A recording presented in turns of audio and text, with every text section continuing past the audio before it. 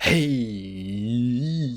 and welcome back to the #1 podcast in the world, the Cellarcast, episode 94. We're getting real close, guys. We're getting real close to 100 in only a few months, guys. Yeah, I wanted to. I genuinely, I don't know how much I'm really gonna have to talk about, in this one. This is like the third podcast I'm recording this week, I think. But hey, never. I'm putting my rambling skills to the test. I'm gonna push it to the limit. I'm like a Super Saiyan, except instead of like getting really strong and shooting like a really big laser that's bigger than the other guy's laser, I just say more words than the other guy. I turn into Exert Bedman, who he's a little annoying ass dweeb. Unlike Strive Bedman, who genuinely looks really cool and pretty fun. I might, I'm gonna come into a little bit of pocket change, a little spending money soon. And I might spend a little bit of it on the season 2 pass to get Bedman. If only the game worked. If only Strive was a functional video game.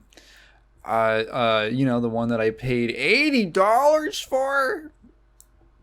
That would be cool. I'd appreciate that. If they fix the server issues, if for those who don't know, Guilty Gear Strive had a crossplay update. They added crossplay with Xbox players because it was added to Xbox Game Pass, and for some reason, this fucking destroyed the servers, dude. It's to the point where it's been like 2 weeks, almost 3 weeks, I want to say. Probably 3 weeks at this point, and the game has been virtually unplayable online. It's so hit or miss. You cannot play. I think I have played like one match, and then I could not. It just would not function. Man. There are so many people who do such a good job on Strive, like the animators, voice actors. I honestly think the freaking designers do a really good job. There's so many like really cool characters in Strive, like gameplay wise, that I think are just really cool.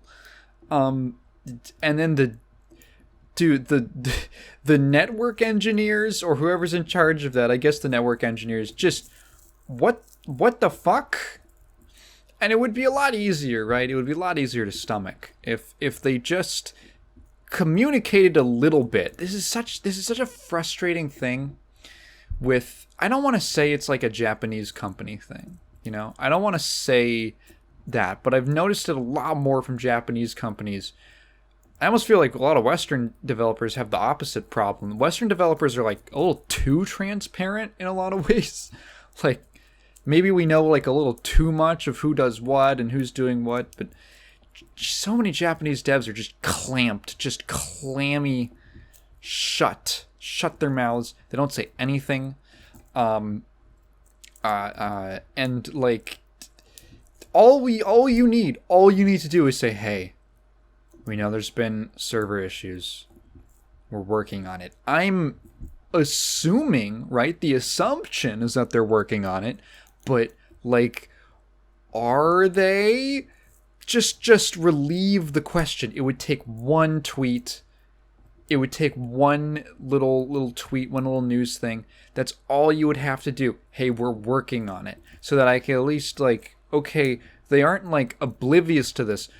Right?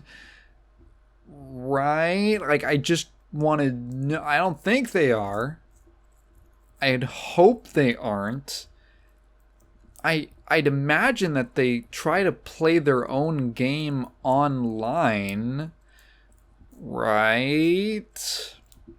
Yeah, the lack of communication is it's one of the worst. It's one of the worst things, I feel, for keeping your, I don't know, maintaining a community because people are getting fed up, and it sucks because like I was watching Bedman gameplay and I was like, damn.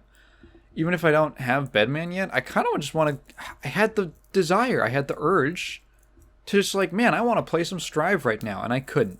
And that sucks. That sucks. I want to go online and play some Strive. I can't. I cannot. What did I end up doing instead? I don't know. Probably nothing. Yeah, I've was I gonna talk about my week? It's mostly just been like I've kind of taken time off. I've basically figured out kind of what the next video is going to be. I think I know how I'm gonna navigate it now, so that's cool. I'm excited for that. Also, the problem is that I accidentally made I had a really good idea for a thumbnail that I kind of discovered on accident. Whatever, you'll see. So that was what inspired me to go through with it. Yeah, I gotta stop making promises. Other than that, yeah, I'm recording this Easter Sunday. Had a delicious Easter meal, and then I walked to a nearby game store, like a gaming hobby store that is within walking distance of my house. It was like I think a round trip, maybe like 10 miles, which for me, I mean, I got the hiking merit badge. It's nothing to me. And I walked in and I was like, hey, I like miniature painting. I'm really interested in getting into miniature painting right now. Just like, I think there's this thing that like one of my teachers in high school told me about, which is there's a difference. There's work, there's relaxation, and then there's leisure. So working is working, right? Everyone knows what working is.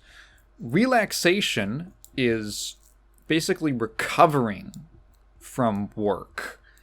You're getting back like the energy you spent, and then once you have the energy back, once you're done relaxing, you can enter into leisure, and leisure is where you can freely, organically spend your energy, basically. So when you have leisure time, that's when you can kind of like develop hobbies, develop new interests, do stuff that you like that enhances your life. This is why like things like a 4-day work week have been really successful, because 2 days is like only enough to relax. It's not enough to enter into leisure. That's what I always noticed myself. I was like, man, I have like 2 days and I have just enough energy to get back into the school week. Right, I have just enough energy to go back to the pit. But if we had a 3-day weekend on that third day, I'm like, oh, I'm feeling good. I want to do creative stuff. It's a nice day, and that just having one day like that to be at leisure is really nice. It's really nice for people. So the week that I've taken off, it's kind of been like half thinking about work, half, whatever kind of thing. There's like 3 different hobby things that I want to do now. I wanted to, was it 3? Was it 3 different things? There's things I got the urge to do. Oh yeah, I found out there's like a fighting game local really close to my house. I'm like, okay, I might. It's not a very convenient time for me, but I'm like, okay, that's there. I'd like to do that. I just suddenly got this voracious urge to get into miniature painting. I'm like, I want to paint up some little guys. I want to paint some little people in colors, and have some little miniature figures. It looks really fun. I want to do it. And then the third thing, randomly, I don't know where this came from. I was like, so I love looking at excuse me. I love looking at vintage Lego sets. I love looking at Lego sets from like the 70s through like the early mid 90s is where I kind of cut it off. I don't know if that's technically still vintage or if it's retro. I don't care. I love those. There's something that's very like charming and calming to me about that kind of era, time period of Lego sets. And it's not like a nostalgia thing. If I was into a nostalgia thing, it would be like I guess like sets from like, or sets and themes from like 2007 to 2000, I want to say 14, roughly that 7-year childhood time span that I was like a kid in. But no, and it's funny because I look back at like a lot of these little, I love the little like Lego town sets, or like just a small, like a little house or a vacation home or something like that. I love those, and it gives me this weird kind of nostalgia. And I think I realized what it was is that it's it feels very European, and I did not grow up in Europe, of course, but my mother is German, and well, my father's technically, from European ancestry as well. My mom actually grew up in southern Germany, so when I was growing up, there was all these just little German things around my house, like little furniture, books. We had a, what was it, a 1 million franc note that was framed from like the German Depression, post World War One, when inflation was so insane that like a 1 million francs was worth like literally nothing. So I think like one of her older relatives, someone around that time, like a great grandpa, someone from like a few generations ago, just framed one as like a joke. That was just in my house growing up, which is pretty funny to think back on. It's a good joke. There's all this little things, little German knickknacks and things like that. Just like a distinctly kind of, I don't know, just that vibe growing up. Like little wooden toys and that sort. So when I look at these like old Lego sets, obviously they're Danish, but they still have that.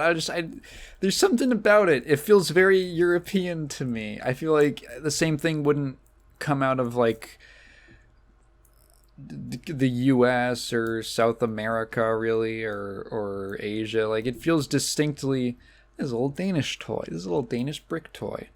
So I have this this long-term goal of like, I think it would be really fun if I got like a little, if I just wanted to start out with like one, like maybe a little like old 1980s or 90s like Lego house set or something like that.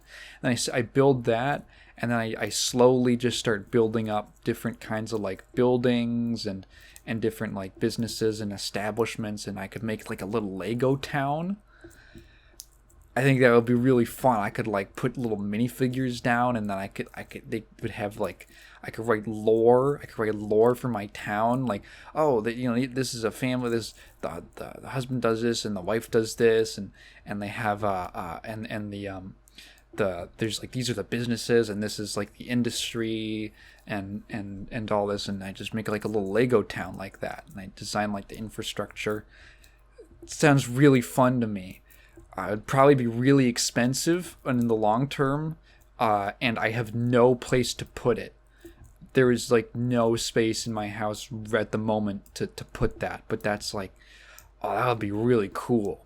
And I got so excited thinking about that like last night, and I'm like, how much do these things go for? And it's like $1,000 for a set of plastic bricks from 1985.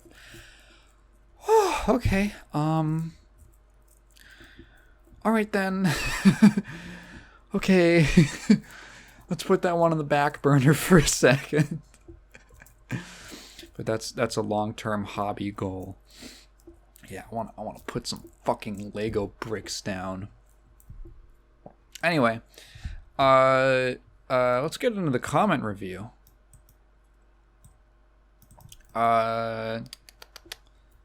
Actually, no. Yeah, sure, fine. Basically everything I wanted to say about that. We had one comment, or sorry, one question. I always mix that up. I should have named this like question review or something, like questions answered, something like that. Because I always want to say comment review, or is that, oh, here's the no, it's the questions. Comes from Ryan. Says, if you can't get into KOF, go to Fatal Fury. Yamazaki started in FF3. I read that as Final Fantasy 3. I got really tripped up for a second. And was in the games after, excluding Garo. FF3 through the Real Bout series is build in quality. 3 and Real Bout 1 tell a really cool story. RB Special and 2 are just gameplay and visual spectacles. I prefer FF to KOF, but I will always love both. I don't understand the difference between them enough to know exactly what makes them different in that sense.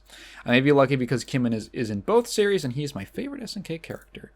And then there was a long paragraph about the Mario movie, which started off, everyone in the Philly theater I was in... Philly? You're in Philly? Oh my god. Was cheering and laughing and clapping through the movie. It was a hell of a time. Absolutely adored the movie. It's a lot of, hey, look, it's the thing, but like, who cares? It's Mario. It felt like Mario, and me and my band of cynical college friends clapped at the end. I don't get clapping for movies, okay? And maybe it's just me. I think about, like, why would I... Okay, no, I don't want anyone to feel bad for this, because this is me being a meanie, a big meanie. I think, like, okay, in a play, right? I'm clapping because there's, like, a cast there. I'm like, oh, I can give you my adulation right now as you're taking a bow. And like, other than, like, I'm at a movie. Like, Chris Pratt's not in the theater. He doesn't know. He doesn't know that I clapped. Who am I, like, the clapping for the concept? Am I, like, worshiping? Is the movie now like an idol that I'm worshiping? the concept that it represents with my clapping. I don't even clap. I don't clap when the plane lands. You know, that, like, people clap when the plane... I don't do that. You can die there. I don't even clap when I avoid death. Anyway, I nearly stood up in my seat when Disc-kun... Who the fuck was Disc-kun? Oh my god, I know who the fuck... Disc-kun.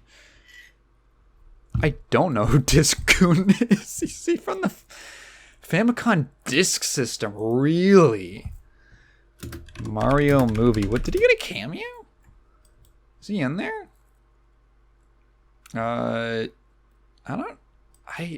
Maybe... Was he just in, like, some random... I feel like this is some random background thing. 85 Mario references, and you might have missed. Where's Disc? Storefront called Disc-kun. Oh, okay. Yeah, there were a lot of those little references that I was trying to look at the signs, and I was like, oh, is there something here? Is there something there? I probably missed something, or I didn't understand a reference. I wouldn't be surprised if every, like, sign or something in that movie was some kind of reference to something. Insanely deep pull. Yeah, I didn't know who Disc-kun was. Something. I don't care if it isn't narratively creative or has shitty pop tunes in it. It's way more than the sum of its parts. The movies you don't want to see with a rowdy crowd, but this and the Avengers Endgame were just magical experiences. That's so funny because I had that experience with Avengers Endgame. I had that. The moment with the hammer. You know what I'm talking about. I fucking was like, that's the first time I ever went in a theater that I was like, oh shit. That was the 4th Marvel movie I ever watched, too. It's like going to a pro wrestling show. The second best video game adaptation ever, first being Street Fighter 2 the movie. Castlevania, better than Castlevania. Castlevania feels ashamed that it's connected to a video game. Tries to be grounded and serious and doesn't just jam out to synth rock while smashing skeleton bros. To be fair, I don't know if they had the budget for that. But I see what you mean. You say apparently one of the writers has admitted to that, so I'm actually curious about that. I hope with this movie Miyamoto can be an external brand manager or something and stay the fuck away from video games for the rest of his life. I can go on a big rant about Miyamoto. He's a great toy maker and a really obnoxious game producer. I've heard stories about Miyamoto and how this weird thing where he's what I know of is that one time he's like, no, we can't make a new Star Fox game unless it's a completely radically new concept, unless it's unlike anything that has ever been done in the series before. Here's New Super Mario Bros. 2, which is actually like the 8th game that we made of that. Here's Super Mario Bros. 2. How much money do you think New Super Mario Bros. Made that the rest of like Nintendo management muscled Miyamoto out of that? Out of his, you think he wanted it to be like, you think he wanted the second, what was it? I think they did New Super Mario Bros. Wii. I think that was the second one. Do you think he wanted that to be like a survival horror game or something like that? I think he wanted it to be like a survival horror dating sim, first person shooter, like Doom, just all those things. How much money did the first one make that they were like, no, you're not fucking doing that. You know it's a Star Fox, not this one. No one's bought a Star Fox game in years, Miyamoto.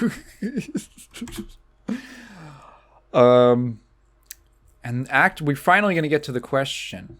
Thank you for leaving a long comment so I can milk it for content. Would you consider my shitty Twitter meme fan art? Is that your first fan art? You can use it for official seller purposes as long as I get 1,000% royalties on all profits. Well, good news for you, it's making 0 profits. What if I put it on a shirt? Now, if no one knows what Ryan is talking about, I didn't know what Ryan was talking about because weirdly, I never even saw that. I had to find your Twitter. And then look weirdly enough in your like replies or something, which is weird because it wasn't a reply. It was just like a tweet that added me. But Ryan took a picture of a location that's called Tekken Hall, and he made a little arrow point to it and was like, "No way, the Cellar, very very funny." What's actually what's funny is well, okay, number one, I looked up, that was the second thing where I'm like, Tekken Hall, I wonder where that is. Oh, it's in fucking Philly. God damn it. You were fuck. You weren't just going to like a theater in Philly.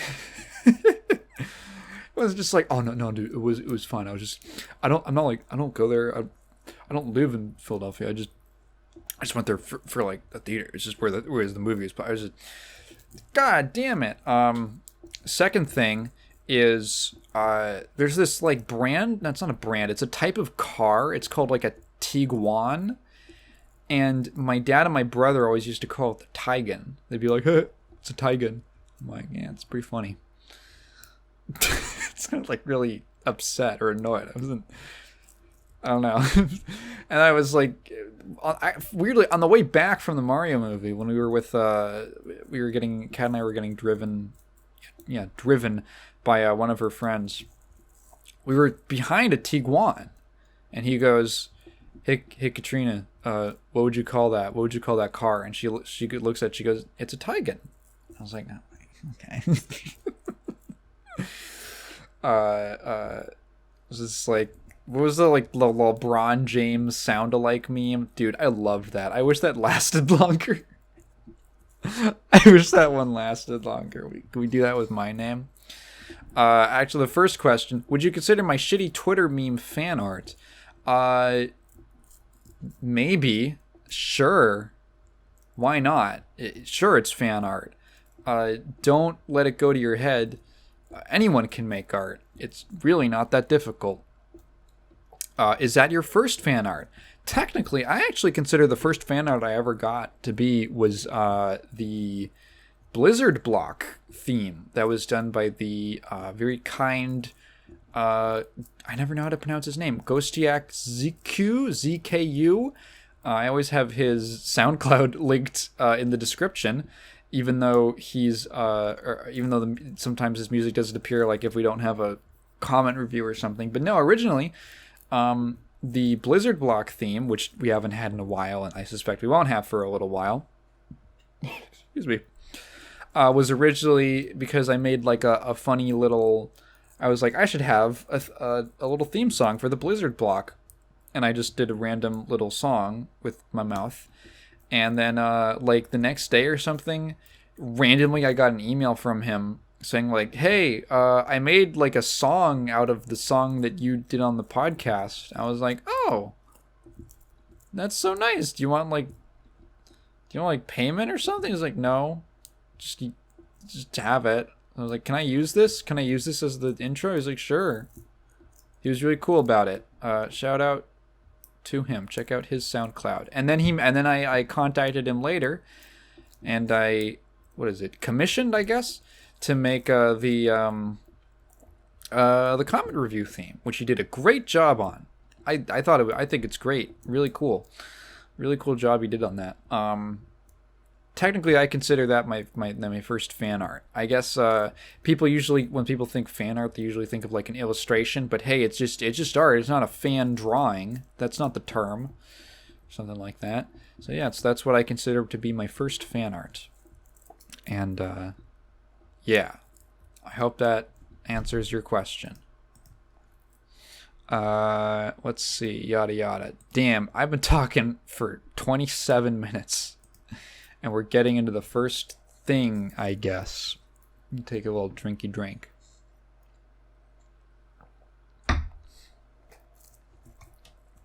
So, there are a few things. Number one, Tekken news. That's cool. It's very cool. So Harada just kind of went nutty on Twitter and just started answering a bunch of questions. Usually this stuff gets announced by they just let Harada announce things because they know that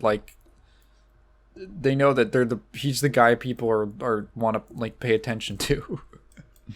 So people were so first things first, Tekken 8 will have rollback. It will have rollback, and this might have been the first tweet that he answered. Oh no! So the first one was, "Can we get crossplay, Harada?" And he actually had some interesting responses. He answered a lot of questions. Someone asked, "Can we get crossplay?" He says, "Crossplay, of course I will." Sure. Okay. Nice. Of course. By the way, and this is an interesting one. When the previous generation consoles were released, I had already proposed crossplay between the two platformers. However, at that time, they were at odds with each other over their mutual interests and peer-to-peer security issues and repeatedly refused. So that's interesting. So when the first, when Tekken 7 was in development, which is, way back in like I want to say, probably started development in like 2015, something like, or did it come out 2015? 7 release. It had like an arcade release. That was 2015 was the arcade release. I think I want to say the console release was like 2017. PS4, Windows, Xbox One, June 2017. So around that time, I guess Microsoft and Sony didn't want crossplay. I guess it's like, in a very boneheaded way, I could see how that makes sense. It's just that I think it's dumb. I think it's dumb to like be like, no, you can't have crossplay because then I guess the idea is that if the game is popular and you can only play it on one console, then let's get everyone on our console because if they want to play with their friends or play with other people, the biggest population is going to be on our console. And that is how... I didn't even know Tekken 7 was on Xbox One. Wait, actually? Hold up. It is. I didn't know it was on Xbox One. I thought it was a PlayStation exclusive. It's actually... Damn. 7 Xbox? Yeah, huh. For some reason... Complete Yoko Shimomura to the music? We're talking... Really? Huh. Cool. Interesting. I didn't know that. Where was I? Right. Yeah, that's why they would not have... It's dumb, and I guess it still doesn't have crossplay then. I wasn't aware of that. Also, peer-to-peer security issues. Maybe that's founded, maybe not. I don't know. I feel like it's kind of a niche issue. Also weird because when was SF5 has crossplay? Yeah, no, SF5 has crossplay, and they did. Oh, but not with Xbox. Hummer. Anyway, yeah. So that was the second thing was, someone asked, but will there be rollback? And he replies, already installed it, which is probably not the most accurate way to describe developing rollback. But okay. And it already has what you want. Sure. Okay. I actually don't know what that means. It already has what you want. The reason why we don't make big announcements like crossplay is because even if we make big announcements, people like you will only say things like, "Wah, that's normal in this day and age, so shut up and sit the hell down." Oh, that's so funny.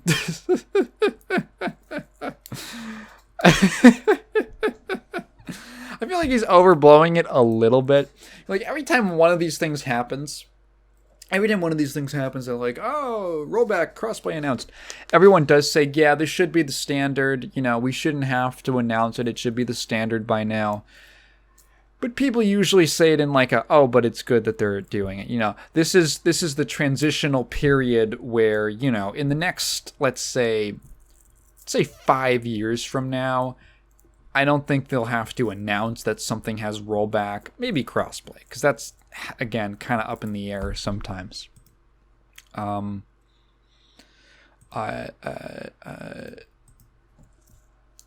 This is, yeah. maybe those comments just really get under his skin. Maybe it's because people have been bugging him for so long about how it should be like a standard, and so he's like, I don't want to fucking hear it. I don't want to hear it. Well, now that rollback is confirmed, massively boosts my interest in playing the game. I did say that if it has rollback, I will probably get it.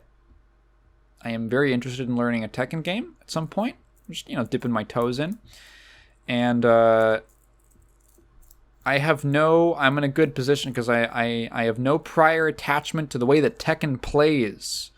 So, whatever, man. This could be a shitty, garbage Tekken, version of the game, and I wouldn't know. Well, maybe I wouldn't. Maybe if it's that bad, I would know. But I'm interested. Going as a complete zero knowledge. Maybe Prox can teach me a thing or two because he actually does play Tekken. A couple other things, just people asking. He's finally answering a lot of questions now.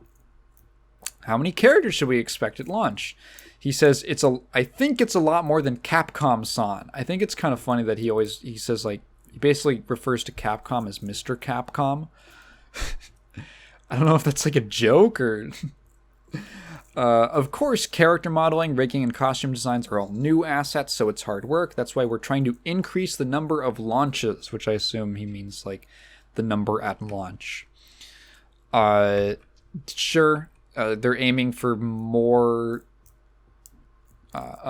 characters. I think Tekken has a bit of a leg up because they still use a lot. They reuse a lot of skeletal animations, so a lot of the animation work. Of course, modeling and everything is pretty. It's pretty intensive. I think fighting games should have like, especially Tekken 8, which is extremely cutting edge graphics right now. Fighting games just generally have the most high fidelity character models, or most amount of detail, because the game is just 2 characters basically and a stage, right? So fighting games have always been like kind of a technological showcases for like, hey, here's what the new next gen graphics do. Ever since Virtua Fighter, have been like, holy shit, look at how much detail we could pack into a human model because it's all we have to render. Even with Arxis fighters that were like less, not the same, not like hyper realistic or something like a Mortal Kombat or now Tekken 8, still doing like, oh yeah, but like look at like the cool graphics. Look at how much detail we could put into like different frames of animation and things like that. Recommended specs, he just said they're good. This is funny.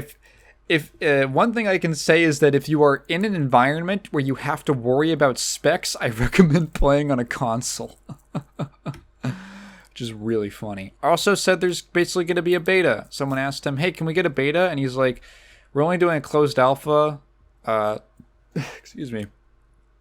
Closed alpha that you can play at like some in-person events. So yeah, you just got to hold on for a beta. And yeah, this was pretty much it. So that was funny. This was all collected in a post by at FGC Daily on Twitter. Great fighting game news account. And it was accompanied by a photo of Harada sitting at a third strike cabinet that he's put like the Mishima Zaibatsu logo over, and he's in a suit and he's holding a katana in one hand and like a machine gun in the other one. I'm assuming it's a fake machine gun because they're in Japan. Is there like a fake tip on it? I can't quite tell. Yeah. So that's neat. I've only just kind of been casually every now and again checking out the new Tekken trailers. They've been putting out a lot of them for a lot of characters. I just can't really understand what's going on, to be honest, in a lot of the trailers. And when I say like, not like too much visual noise, more so just literally, I don't really know like what's interesting or different about a Tekken character. So I can't be like, ooh, like I can look at a basically any other fighting game and be like, oh, they've got this thing or this mechanic or that. Mainly 2D games. I should say mainly 2D games. So I'm so used to like games with like 2D fighting game systems that when I see like a new character trailer or something like that, I go, ooh, I'm just analyzing every single move and stuff like that. And it's just way easier for me to process. When I look at Tekken stuff, I'm like, okay, I know there's like strings. Is that like a low? Like I know so little about how the system kind of works that when I see a Tekken character doing things, I'm like, that's a Tekken character doing things. I don't really know the significance of it. There could be things, but everyone just kind of looks like they're doing martial arts stuff, and sometimes they do a little energy thing, and there's a billion hit sparks everywhere. Just 1,000 explosions happening every time Kazuya like blinks. All the time, constantly. Next thing I wanted to mention was this kind of no one's really talking about it, and I understand why because I don't think it's really interesting. Sony is making like a weird handheld. It's not really like a standalone console. It's basically like a companion to. Let me find the. Where's my? Gosh darn! Here it is. Here's the tab with it. It's kind of like a companion to the PS5. This is not a successor to the Vita. This is just kind of like a. Okay, so here's what it is. It's okay. Imagine a PlayStation 5 controller, except you slapped a gigantic screen in between the two sides, like the two handles. Is that what you'd call them? Do they say how big in this article? No. No, they don't. I'm reading just a random article from Insider Gaming, courtesy of Tom Henderson. I guess this was an exclusive. But also they put out like a thing. Also they put out a thing with like a.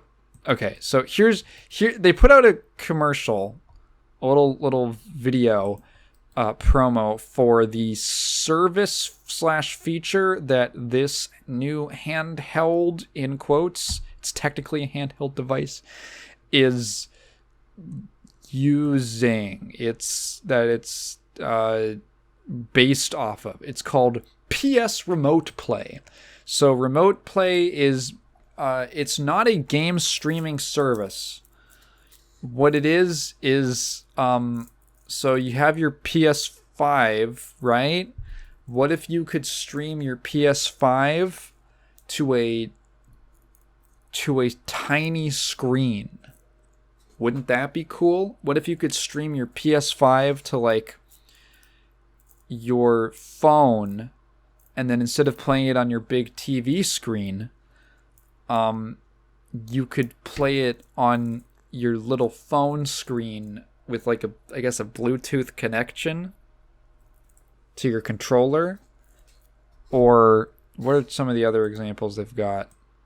Or your laptop with probably not a great screen, or your tablet with maybe, or this new fucking handheld thing, which is so weird because I'm like, okay, what is the benefit?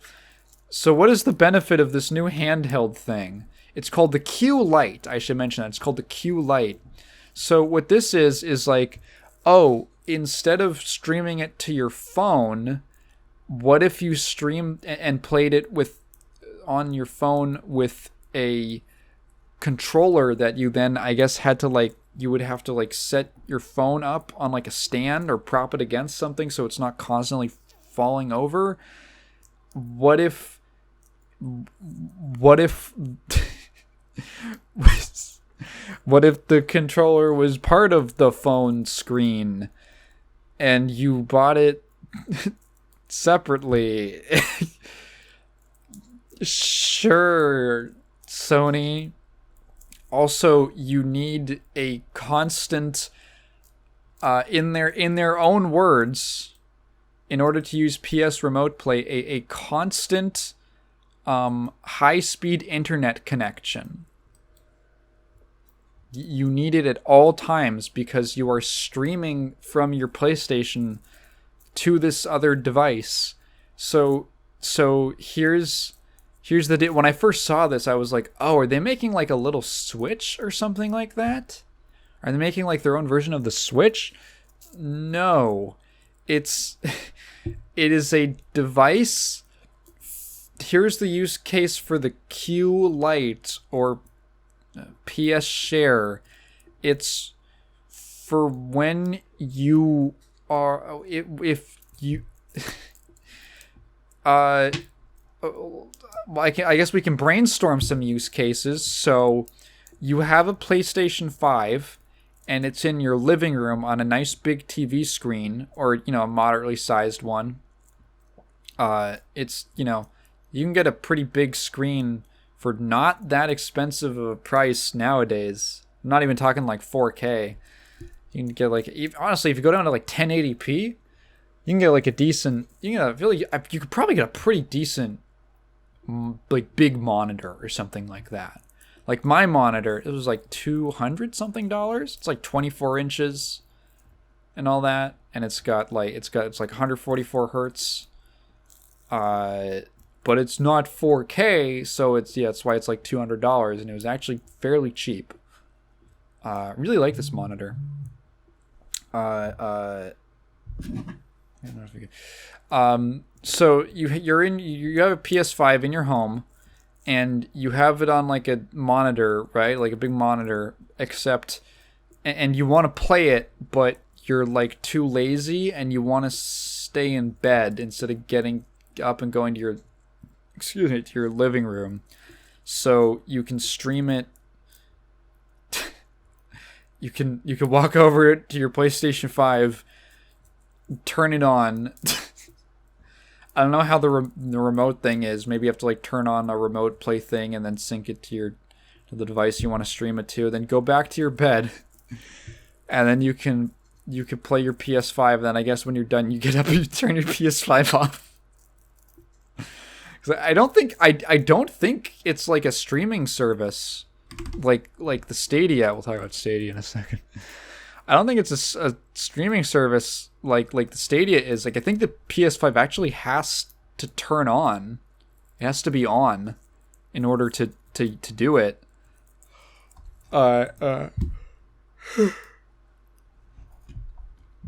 Excuse me, I have the remote play thing.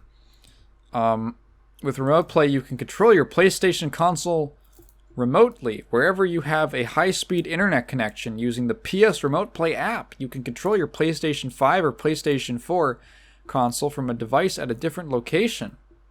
For example, you can use a computer in another room or a smartphone when you're out to enjoy PS5 and PS. What do you mean when you're out? What are you playing this over? Are you just going to leave your PS5 on while you leave the house so you could take out your phone on the bus and use and like eat up data to what? Depending on the content or how it's used, remote play may not be available. Restrictions. Some games don't support it.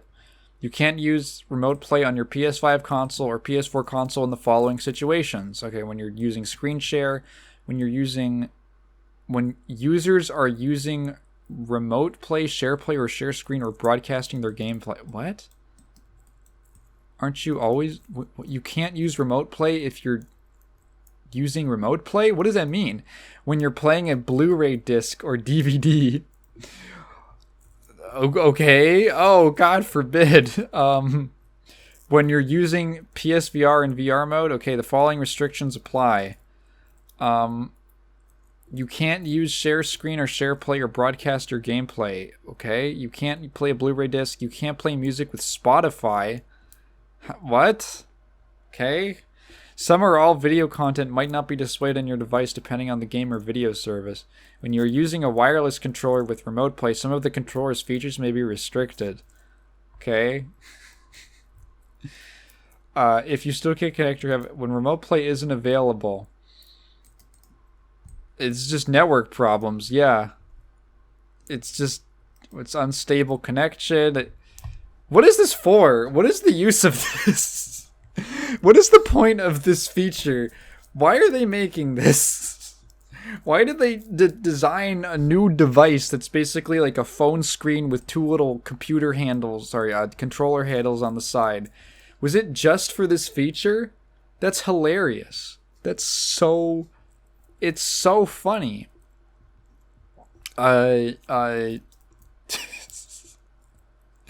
This is like oh God. Oh, things are okay, that was weird. That was weird. My whole computer I alt-tabbed and everything froze. And I had no idea. I just cut that out. Alright. Anyway.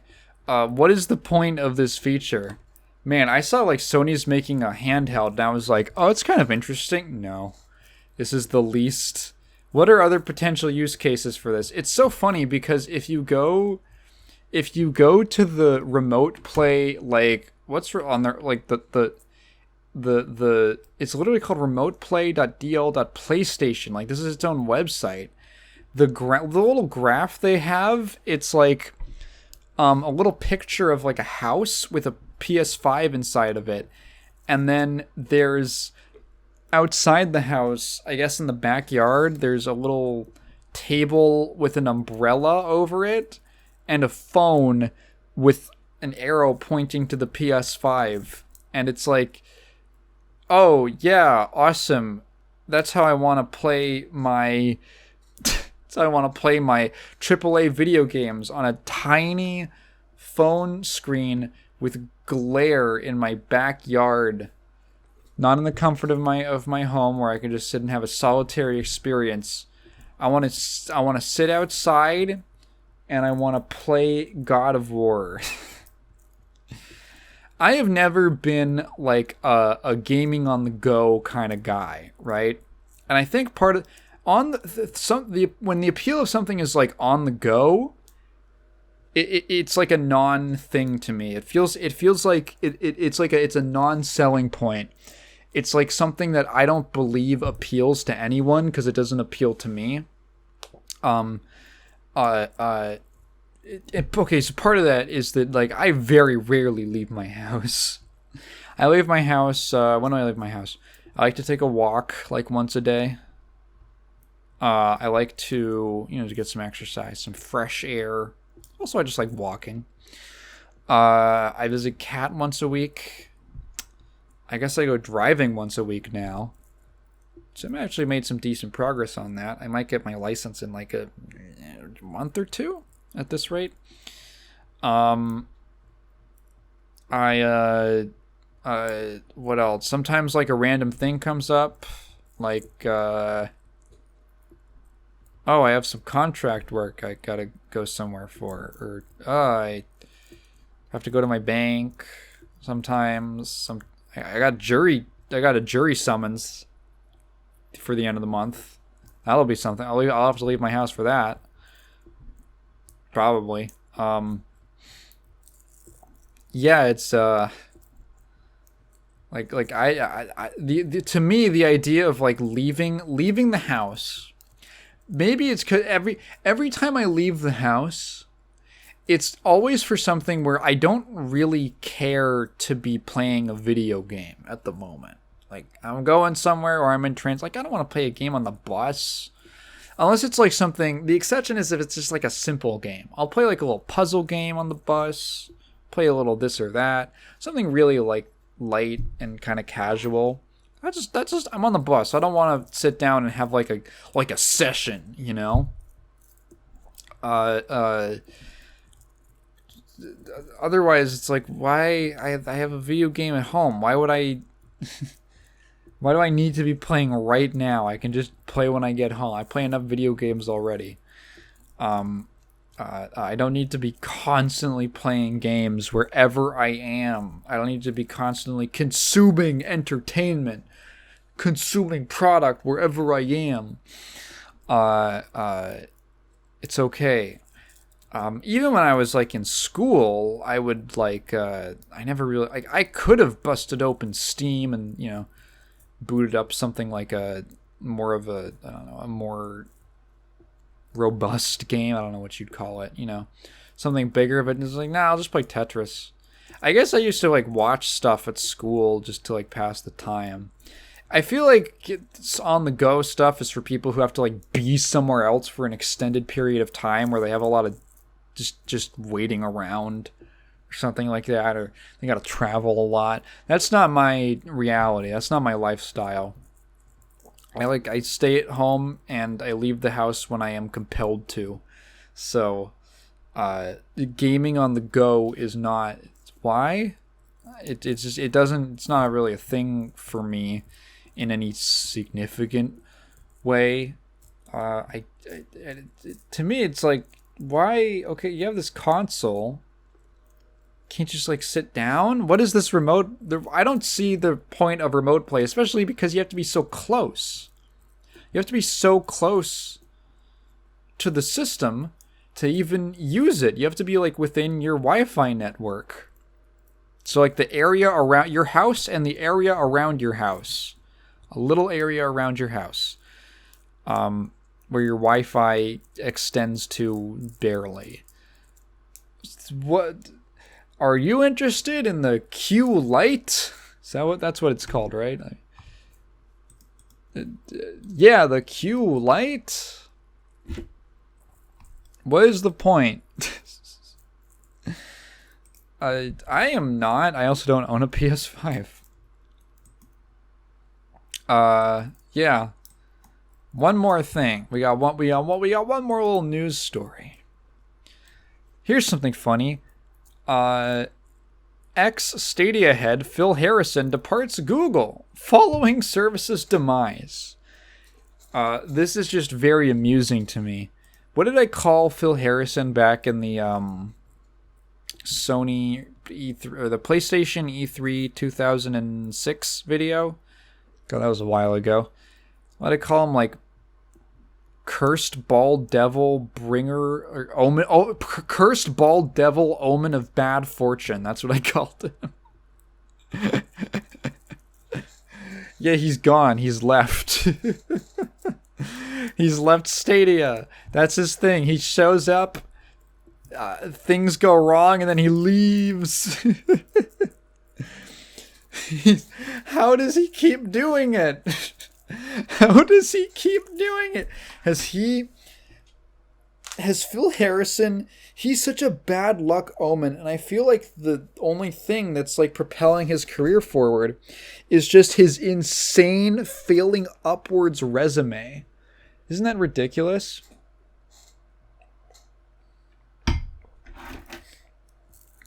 He's been part of so many projects, so many companies, so many things, that he gets there, he's like, I'm Phil Harrison, and I'm going to be the new head of... He's always like the VP. He's always in some crazy high position on this project. He's the head of the whole thing or something like that. He's the president.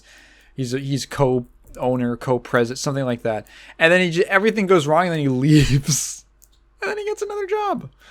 It's ridiculous. How does he keep doing it?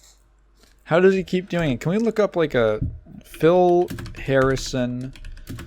Phil Harrison Shaq?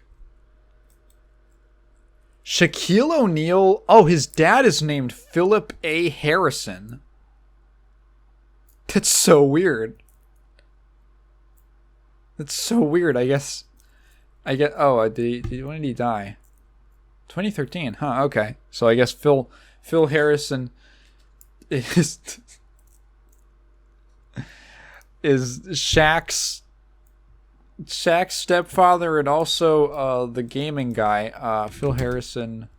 Where's his Twitter is at Mr. Phil Harrison. Oh, come on, bro.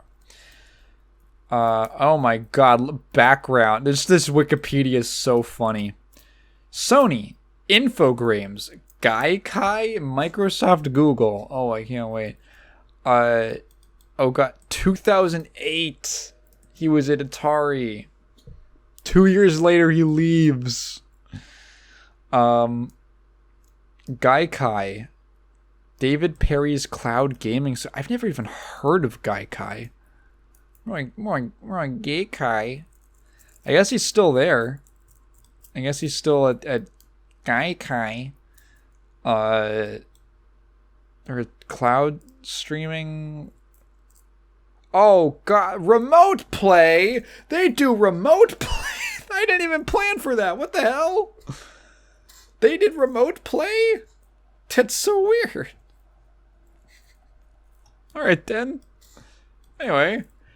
You went to Microsoft. He 2012, he joined interactive entertainment team at Microsoft. 2015, he left Google. 2018, he joined head of Stadia. 2023, he left. Yep. Well, he left Google. No, he left Stadia, and then he left Google altogether. That's so funny. That's so funny. I thought that happened a while. Yeah, no. So he just finally like actually left. I think he announced that he was gonna leave, but he's finally left. He's gone. Where is he gonna go next? Where is he gonna go next? Or where should he go to next? Like EA or something? Activision, someplace like that. Like, where are they gonna send him? Where's the Omen, the bad Omen man going to go next? Yeah, take your bets in the Where would you like to see him go next? Do I have anything else I want to talk about? I guess there's a couple things. I guess I got some recommendations I want to make. First of all, there's an album I've been listening to non-stop for the last 3 weeks. It's called We're Not Here to Be Loved by a band called Fleshwater. Fleshwater is, I guess I would describe, sometimes I lack the musical vocabulary to describe music well. What's the one music site that has like a billion different, is it Rate Your Music, that they have like a billion different tags? Let's see, how do they describe them? Alternative metal, post-hardcore, shoegaze. Yeah, I would agree with that. Fleshwater, they had one EP. It's not even really, it's basically it's not even an EP, it's a single. No, I guess it is an EP. It's described as an EP here, but it's only 3 songs on it. I thought that was like, I thought it was 1 to 3 songs was a single, 3 to 7 was an EP, and then anything beyond that was an LP, aka a full album. I thought that's what it was. Back in 2020, they dropped this EP called Demo 2020, which is just 3 songs. Great demo. If you just want like a quick, literally demo of their music. It's like 8 minutes total, the whole thing. Just go listen to that. Demo 2020. Fucking really cool. And one of the songs kind of got re-recorded for the eventual album. We're Not Here to Be Loved, which released in July. What is this? November 2022. So actually fairly recently, only a couple 6 months ago. This album is fucking great. It's so good. I guess I would describe it from my limited knowledge. From my limited knowledge, I would say it's kind of like. It reminds me of what I've heard of Deftones. I always have to, in my mind, separate Deftones and Def Jam. I always have to separate them. Deftones, the same kind of like new metal alternative metal. It's that like kind of dark, creepy, noisy metal. And it's also described as tagged here as shoegaze, which is a good one, which makes total sense because I love shoegaze.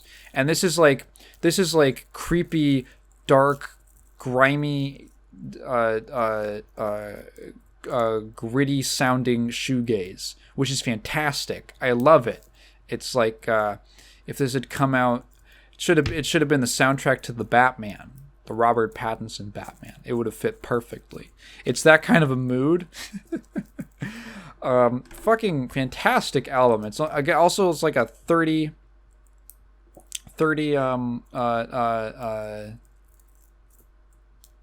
minute thing.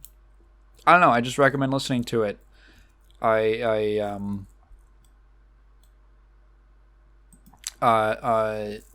Every single song is stuck in my head to some extent. I don't know how else to describe it. It's just wall of sound, a lot of things happening, dark mood. 2 different vocalists. I like both of their voices a lot. There's a male and a female vocalist. I wouldn't be surprised if like if you told me that like this is the very generic in its genre. I mean, I don't fucking care because I haven't heard enough of the genre, and right now this goes pretty hard. So I'd recommend that. We're Not Here to Be Loved by Fleshwater. And I guess the second thing that I've been getting into is my new 40K book. Been reading. So I recently finished one called Wrath of Iron, and it's not really the type of book. I can't really recommend it to like a general audience because it's very like, okay, you have to be into 40K to like that one. Excuse me. I wanted to read something about my boys, the Iron Hands. You gonna burp again? No. Yeah, I enjoyed it. If you don't know or don't really care about 40K, or you don't care about Iron Hands specifically, yeah, you would probably not care at all about that novel. I liked it. I enjoyed it. I just like seeing my boys. I like seeing my boys do stuff. So I after that, I moved on to what I have heard are some of the most acclaimed 40K books of all time, which would be the Night Lords trilogy by Aaron Dembski Brown. It's ADB. It is Aaron Dembski Brown. Right? It is about Bowden. Sorry, Aaron Dembski Bowden or Bowden.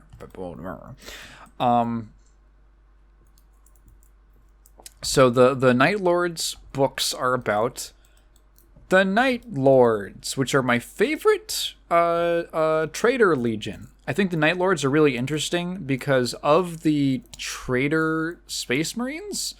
It's like them and the Alpha Legion are the only two that didn't really mess with chaos that much, or weren't really like consumed by it. Like everyone else pretty much either dedicated themselves to one of the Chaos Gods or to Chaos Undivided or one of them. Alpha Legion, no one knows what their deal is. So they didn't. Like some of them probably did. But with Night Lords, some of them like did get into chaos stuff. It's a little difficult to avoid when you're part of the Chaos Space Marines. But a lot of them are not, and have actually held on decently well in the time since the Horus Heresy. And I think that's neat. The traitor amongst the Trader Legions, the Night Lords are cool because they're kind of unique. They're one of the things that people like bring up is like, well, they kind of were already traitors even before the big Civil War heresy broke out, because they were already kind of just doing their own thing, because Conrad was a fucking emo bitch and was, hey, fuck you, Dad, I hate everyone, and no one liked him. He didn't even like his own legion.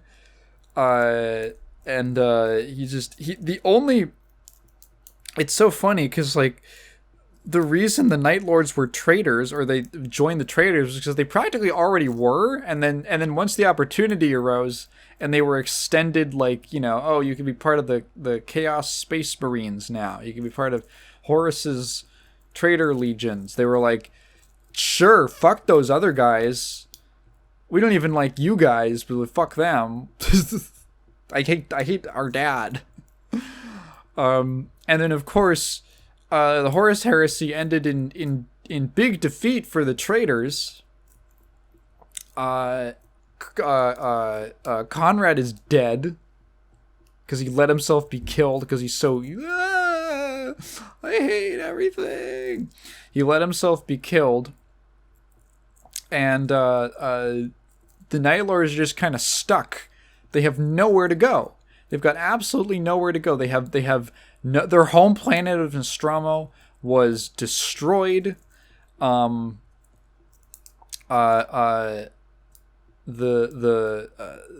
have no Imperium. They've betrayed the Imperium. They don't like the other traitors. The other traitor legions don't like them. They were always unpopular because their whole deal was that they were basically terror tactics. They would use torture and fear and making examples out of people or whole planets to scare others into acting, not acting up, not going against, not breaking the rules, but they were considered so brutal and almost sadistic that everyone else just despised them. They were like, what the fuck is wrong with you? And from the Night Lord's perspective, it would be like, okay, so like we'll, you Imperial Fists, for instance, the Imperial Fists would just orbital bombard someplace and just fucking wipe everything out. The Night Lords would like take 100 people from that city, torture them, and like string them up outside around the city with like big fucking speakers to magnify their wailing as they're dying. And then in like, within 12 hours, everyone in the city surrenders. And from their perspective, it's like, well, you killed everyone. We preserved the entire city. And all it took was 100 lives. So our ways makes way more sense. And everyone else looked at it, they were like, what the fuck is wrong with you? So the Night Lord's trilogy is like, well, what the fuck are you supposed to do? That's what it's about. It's what the fuck do they do now? They're running low on supplies. They're running low on members. They're just this like shattered. They're in shambles. They're basically a war band. The main character is so fucking cool. His name is Talcor. It's Talcor Valor. Is it just Valor? Oh my god, fucking autofill. Sorry, Talos Valcorin. I get all these names mixed up. Talos Valcorin. Why did I think it was Talcor? I guess I was mixing his name up. Talos Valcorin. Is a member of the Night Lords who has the same gift as Conrad did, which was that he can see the future. And that sucks in 40k because you live in 40k, and if you see the future, it's like, oh, incredible, unbelievable suffering. And I'm only like a quarter through the first book, but this shit goes so hard. I love Aaron Dembski Bowden's writing style. It flows so naturally. His word choice is really interesting. He uses lots of little symbolism and imagery throughout his, like, just to describe very flavorful descriptions of like motions or an expression or the atmosphere in a room or something like that. He's really great at building a rapport between Talos and like his squad. They're just this kind of like, there's only 4 of them left in their specific squad. It's called Claw, because of course it is. That's their chapter specific designation, is they hunt in squads. And like you get a sense for how they all feel about each other, and there's one guy that they really don't like, who's kind of like annoying, and he gets on their nerves. And of course he's the one who never, like, who's always lucky, and he never gets unlucky, unlike all the other ones. When they do some kind of intense maneuver, he's the only one who remains unscathed. I think there's one point, it was genuinely funny, it made me laugh, where they're like boarding this ship. There's this kind of big thing in the first, I guess, half of the book, where they're boarding this Imperial ship, and the whole goal is like, what they're doing, what their Claw's mission is they're going to storm the command bridge, and they're gonna wipe out as many people as possible and basically render it a sitting duck. And they're like the plan, or the strategy is, okay, just use your melee, just use like your sword or your chain sword or something like that, or your gauntlets or whatever, and just cleave through, because it's all humans. It's all just like Imperial Guard on this ship. They're not going to put up a fight. They're going to try. Well, they're going to try to put up a fight, but we're in fucking space breed power armor. We're basically gods. It's not even close. It's total stomp. Preserve your bolter ammo, and then once we get there, that's when we're going to fucking dump everything on them.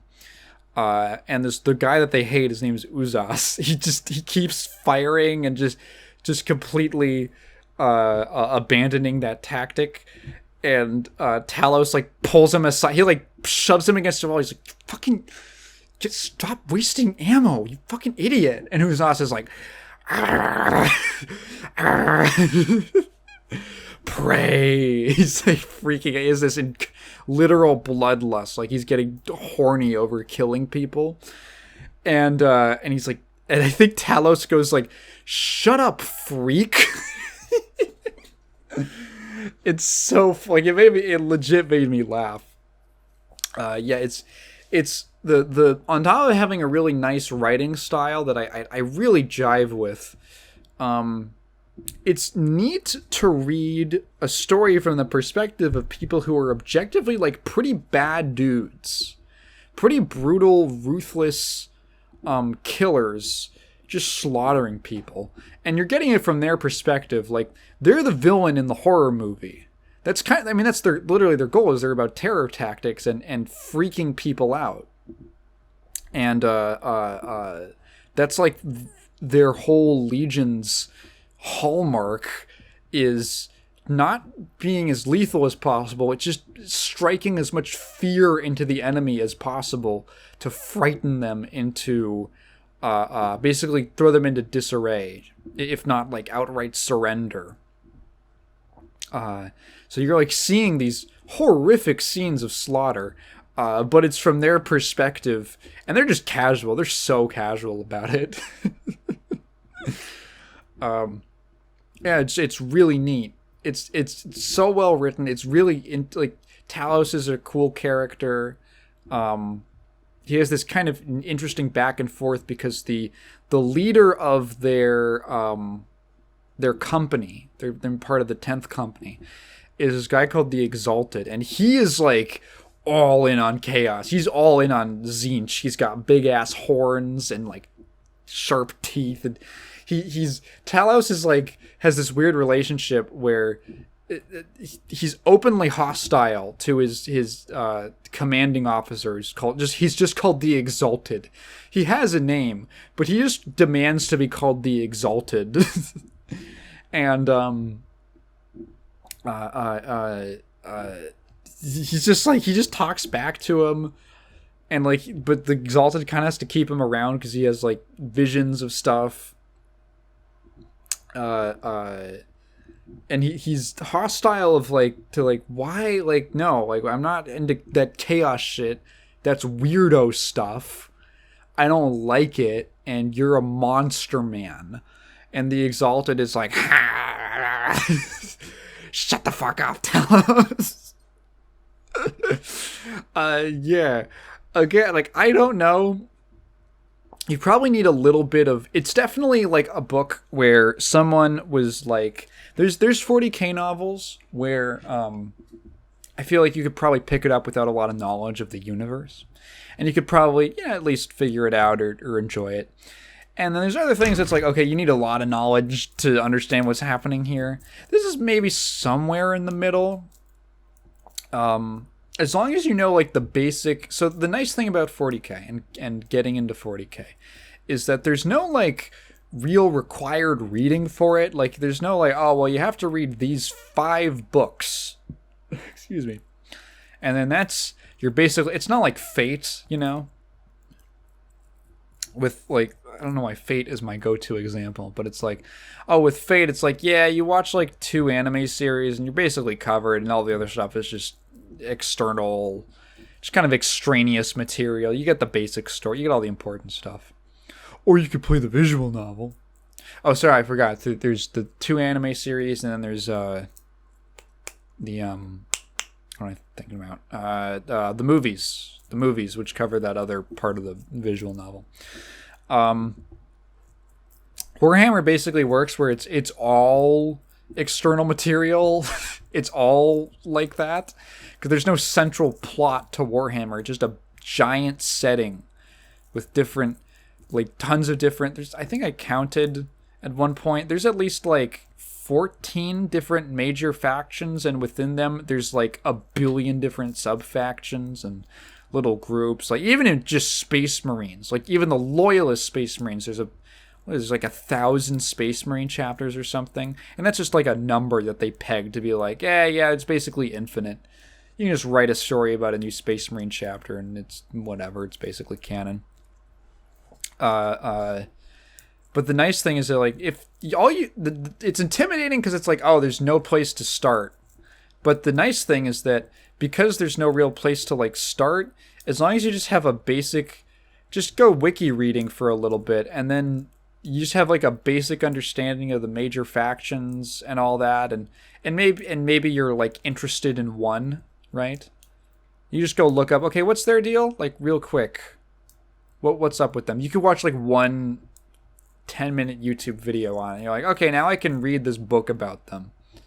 Or now I can basically go anywhere. That's the you all you need is a basic understanding of the setting and who the major kind of players are. And then you can basically go anywhere. You can like read practically any book, any of the games. And you're set. There's literally always something new to discover. I found out the other day that there's a whole like chapter, I guess. I don't know what you'd call it. It's like sub-faction of Space Marines called the Legion of the Damned, and they're like Ghost Rider Space Marines with like black and bone armor with fire coming off of it. I was like, how did I never know about this? This is so cool. Yeah, this is definitely in that, like, it's one of those, the Night Lords, so at least this first book, and I imagine it follows for the rest of them. Someone was like, damn, the Night Lords have like a really cool spot. Specifically, I mean, Aaron Dembski Brown said, damn, the Night Lords have a really cool spot in the lore.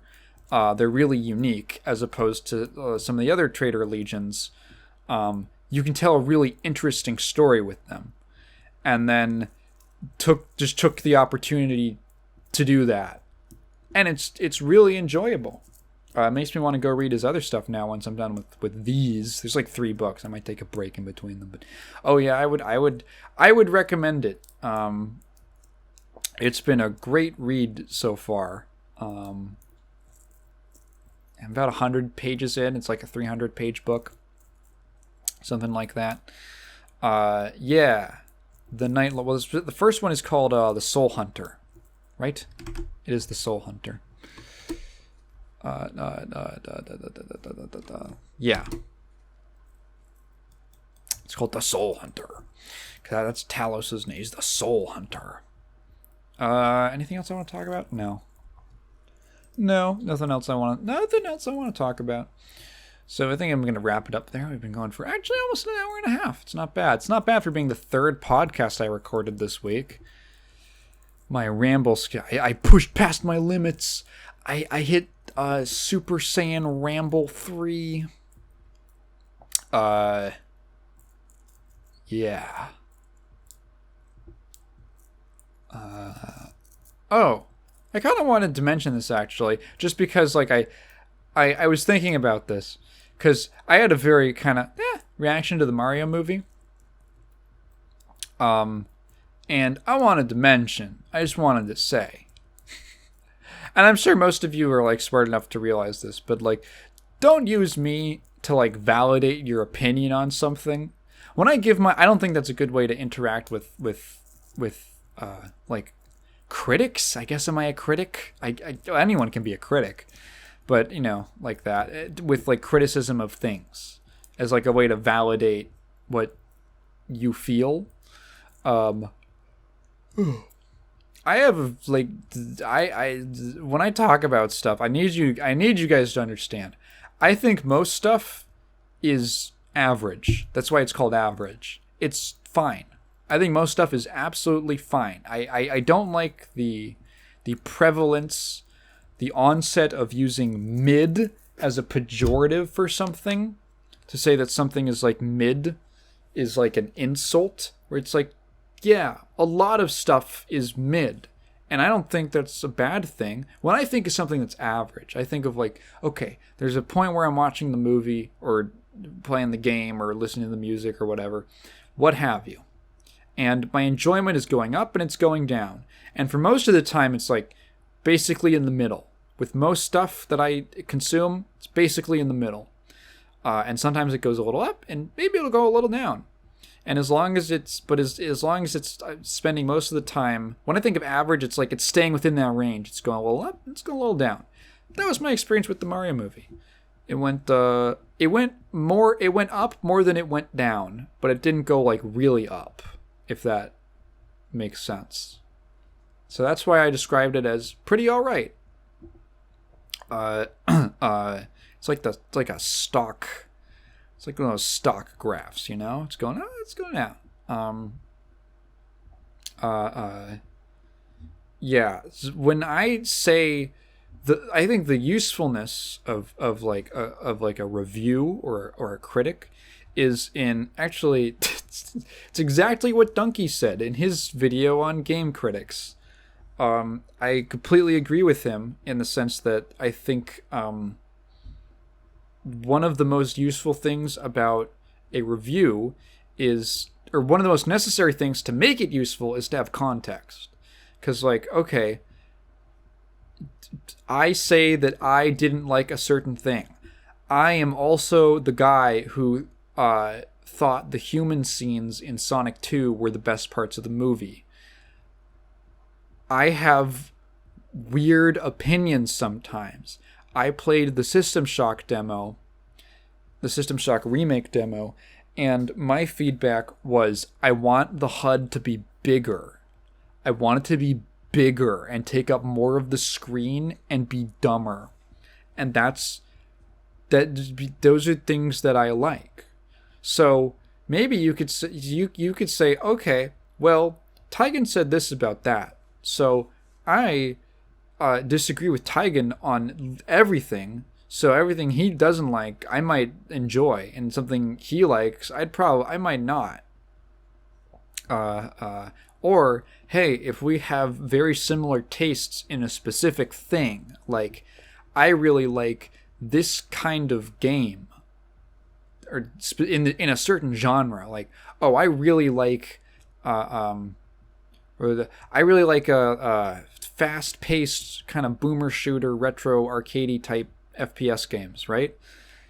If I recommend one of those and you like those two and you like the ones that I like, and you listen to me say why, and you're like, hey, actually that sounds like it could appeal to me based off of what I know of what Tekken likes, then you can use that to say to that'll gravitate you towards that.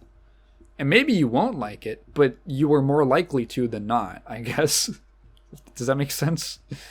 That's what I think is the usefulness. I don't think any of my opinions are objective. I don't believe in like objective critique. I think it's weird when people say like, you're biased. Yeah, of course I am. Everyone has a bias. Literally, everyone has a bias. So you just have to acknowledge it. I feel like I try to. Maybe I should acknowledge it more. But like, yeah, everyone has a bias when you're talking about things. It's built in. It's how your brain works. The human brain is designed to have a bias. You know what? Do you know what like traumatic events are? It's bias. It's the same system that creates bias. The brain likes patterns. It likes repeating things. If you grew up in a certain setting, you're with a certain type of thing, you're biased towards that thing. It's just gonna happen, probably. Yeah. So if I say something that's like super, like if I just I didn't shit all over the Mario movie. for instance, or Sonic 2, let's say, and you fucking loved it, just like Sonic 2. Just enjoy it. It's fine. It'll be okay. I'm not. I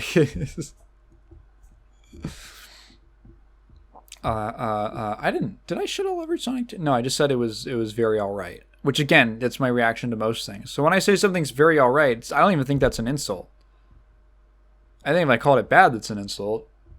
Like, you know, Fate of the Furious. That movie sucks dick. Yeah, I don't know. I was just thinking about that. Because I read Ryan's whole comment about, like, a standing ovation. I'm like, man, I didn't feel that. I don't know. Not that I didn't like it.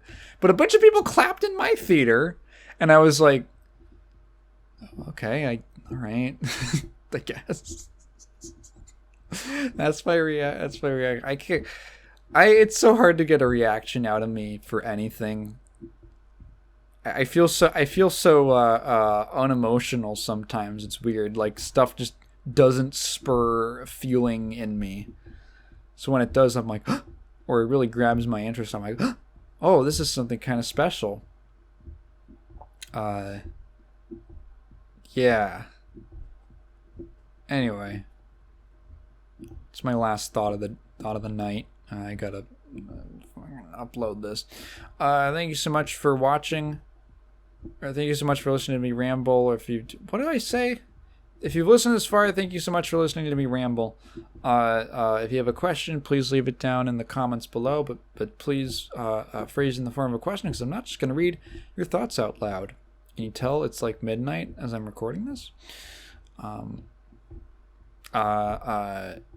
else? Yeah, Patreon. Check out the last video on the main channel. I put some more stuff on the second channel on the Cellar plus R.